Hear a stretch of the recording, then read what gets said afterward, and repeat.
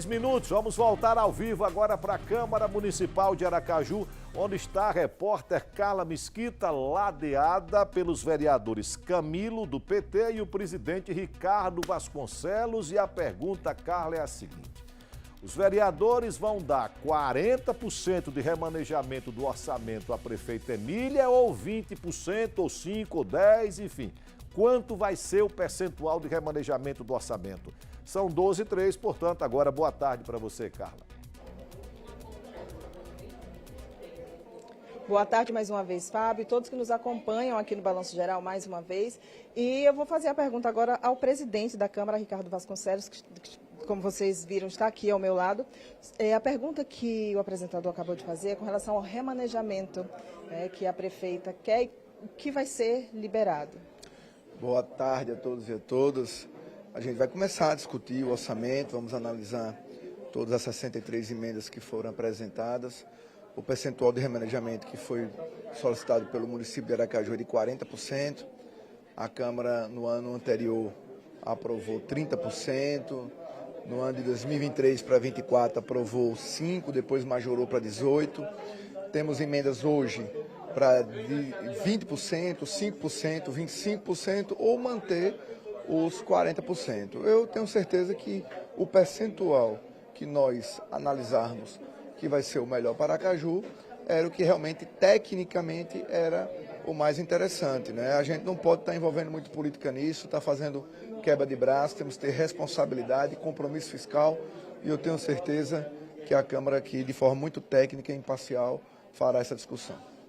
Daqui a pouco inicia essa votação dessas 63, análise das 63 emendas, a votação, e o recurso é de mais de 4,7 bilhões que serão distribuídos pela Prefeitura. Explique como será essa distribuição, como será pensado e se esse recurso ele é suficiente. Veja, é uma estimativa, né, de arrecadação para o ano de 2026. A prioridade maior, e é o que a Câmara também entende, tem que ser a saúde, juntamente com a educação, assistência social, e aí vem depois infraestrutura, tem que honrar folha, tem que honrar o que foi prometido para as carreiras, mas, sem sombra de dúvidas, a saúde é uma das maiores preocupações do Parlamento e do Poder Executivo. Então, a gente está destinando mais de 1 bilhão, a gente quer cada vez mais investimentos nisso. O município tem no seu planejamento estratégico, no PPA, no orçamento, previsão de construção de mais unidades básicas de saúde, de uma UPA, talvez sejam utilizados recursos da DESO para isso. Mas o importante é que a gente já começa a ver, dentro do planejamento estratégico da prefeita Emília Corrêa, uma nova Aracaju, uma cidade que realmente corresponde à necessidade do nosso povo e que possa, dia a dia, estar resolvendo tantos problemas que constrangem a gente, que faz a gente não ter aquela qualidade de vida tão merecida por todos nós. E o papel da Câmara no acompanhamento dessa distribuição ao longo desses 4 anos, de 2026 a 2029? É aí onde está o X da questão. Esse percentual de remanejamento, quanto maior, mais ele vai funcionar como um cheque em branco. Ninguém desconfia aqui da gestão da prefeita Emília Corrêa, ninguém desconfiava de Edivaldo, mas a Câmara precisa fazer muito bem o papel dela. E quando você tem um percentual de remanejamento menor, o prefeito que estiver aí, ele precisa mostrar à Câmara o porquê, as reais necessidades que realmente precisa, e a gente tem o caminho para fiscalizar os recursos, porque senão, quanto maior o percentual de remanejamento, mais cheque em branco, digamos assim, o prefeito ou a prefeita tem para mudar os recursos que nós aprovamos aqui para a saúde, para a educação, colocar onde ele quiser, sem a nossa autorização, sem o nosso conhecimento. E isso é muito ruim para todos nós. Não que eu esteja aqui fazendo qualquer tipo de juízo de valor, mas quanto mais transparência, quanto mais fiscalização, a probabilidade de termos erros ou desvio de finalidade é muito maior. Então,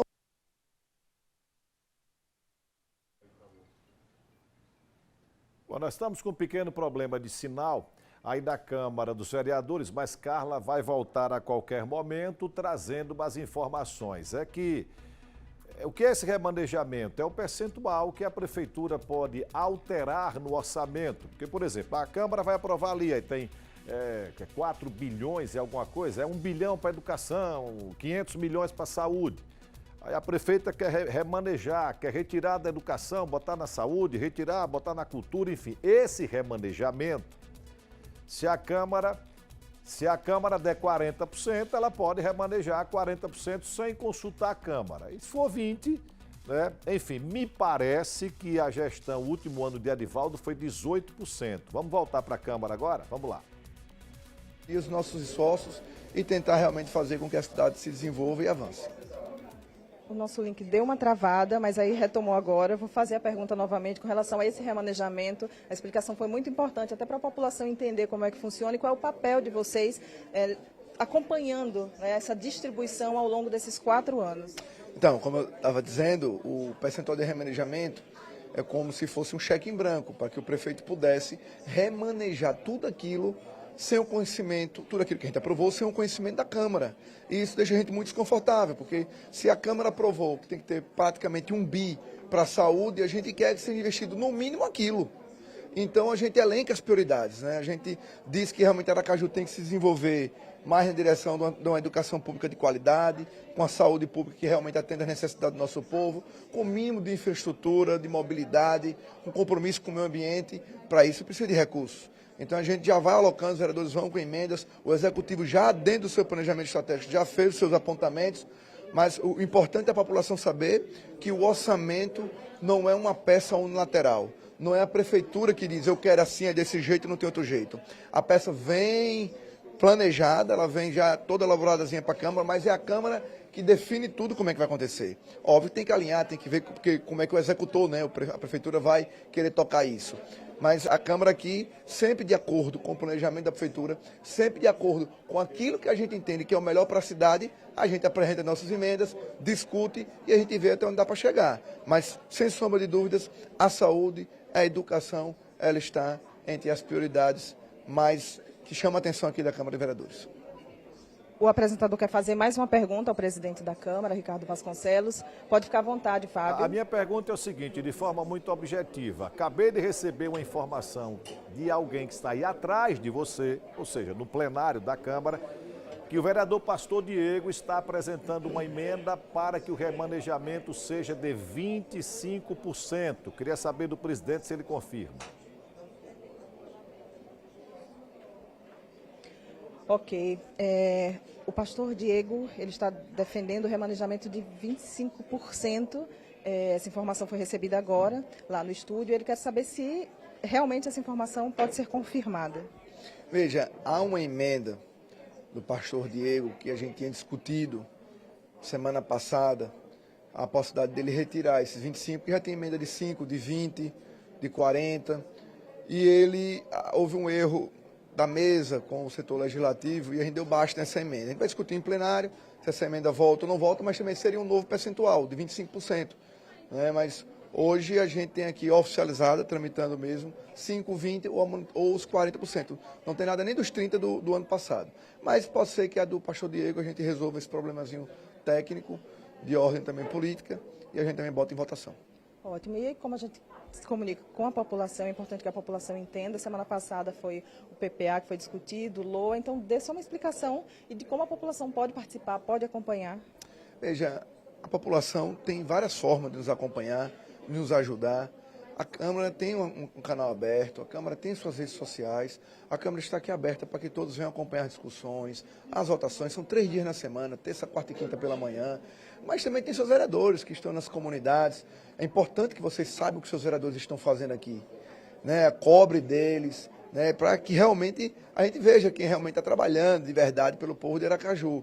Mas eu posso assegurar que essa legislatura, assim como a anterior, tem um compromisso, tem realmente a vontade de fazer as coisas darem certo. A gente pode até errar, mas errou tentando acertar, não tenho dúvida disso. Aracaju tem tudo para dar certo, é uma gestão nova com a Emília, nós estamos também aqui concentrados para também ajudá-la. Então, estamos, né, nos debruçando o tempo todo daqueles problemas que mais, né, que representam os gargalos maiores aqui na nossa cidade.